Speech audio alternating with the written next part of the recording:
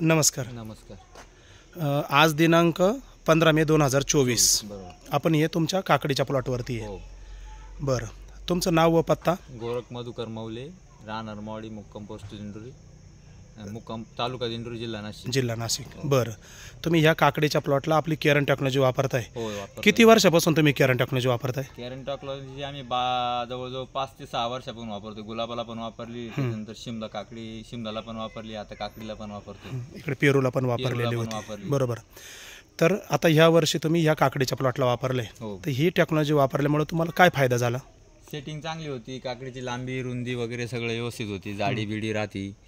Main म्हणजे setting चांगली होती, खूप चांगली, जबरदस्त. आता या झाडाला जर बघितलं, हे बुडापासून आता हे खाली मल्चिंगच्या हिशोबाने जर बघितलं, तर इथून ही सेटिंग स्टार्ट झालेली.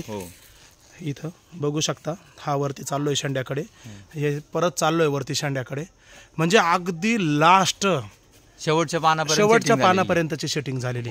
बरं, हे प्रमाण सगळ्या याच्यात सारखंच आहे ना? सगळीकडे सारखेच आहे. बरं, किती दिवसाचा प्लॉट झाला हा? प्लॉट झाला आज 29 महिन्यात झाला, आणि तिथून पुढे आज 15 तारीख आहे. 15 दिवस म्हणजे 45 दिवसाचा प्लॉट. 45 दिवसामध्ये याचे किती तोडे झाले? याचे 30व्या दिवशी खुडा केला, त्याच्यानंतर तिथून 7 खुडे झाले. बरं, आतापर्यंत किती कॅरेट गेलं? 7 खुड्यामध्ये 450-400च्या आसपास. बरं, 400-450च्या आसपास गेलेत. आणि प्लॉटकडे जर बघितलं तर असं वाटतं की अजून पहिला खुडा पण झालेला नाही. असंच पोझिशन आहे, बरोबर ना?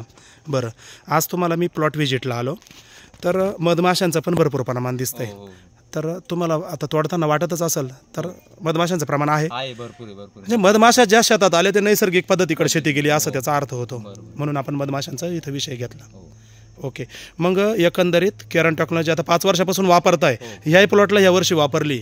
आता एवढ्या टेम्परेचरमध्ये कुठेही झाडावरती कुठलाही ट्रेस नाही, काहीच नाही, सुकवा वगैरे काहीच नाही. शिवाय आपण पॉली हाऊसमध्ये, याच्यामध्ये खूप टेम्परेचर असतं. बरं, मग एकंदरीत केरन टेक्नॉलॉजी वापरून तुम्ही समाधानी? इतर काकडी किंवा केरन म्हणजे शेती उत्पादक शेतकऱ्यांना तुम्ही काय मार्गदर्शन कराल? केरन टेक्नॉलॉजी वापरली पाहिजे, त्याच्यापासून खूप फायदे. उत्पादन पण वाढतंय, आणि इतर खर्चाच्या हिशोबाने जर विचार केला, खर्चाच्या जमीन मेन म्हणजे आपली जमीन चांगली होती. हा तर सगळ्यात महत्त्वाचा आहे. हो, एकंदरीत तुम्ही सर्व समाधानी. ओके, धन्यवाद.